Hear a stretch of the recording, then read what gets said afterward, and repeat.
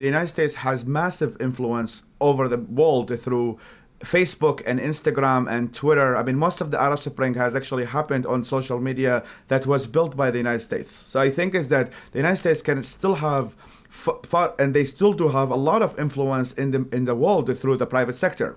So I don't think it has to be in very black-white terms, is that if we cut U.S. funding for U.S. agencies in D.C., suddenly the U.S. will have leverage. So I think there are things that the United States is really good at, and that is that it has a very good education system that a lot of people go to. It has very vibrant private sector. There are a lot of that people around the world uses its products, and people prefer it to the Chinese, some of the Chinese, because yes, Facebook doesn't take as much of your data as TikTok does.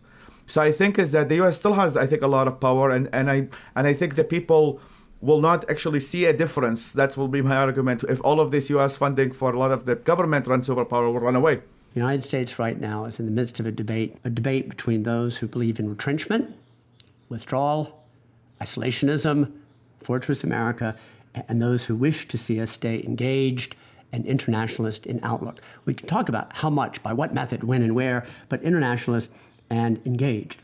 Faisal, it's true, Facebook and Twitter and all these things, you just spoke to the good news, you didn't speak to the bad news. Freedom, freedom, freedom, it's fantastic. And what we're losing in the United States is, with freedom, restraint and responsibility running across the culture and the political discourse. And then finally, where does this go if Donald J. Trump has his way broadly? It means some version of Fortress America. It means spheres of influence around the world, and the candidates who will dominate those respective spheres, as I've said before, will likely be China, Russia, and Iran.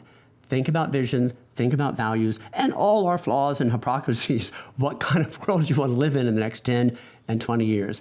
I believe in the imperfect American influence world and not the perfection of Russian, Chinese, and Iranian autocracy.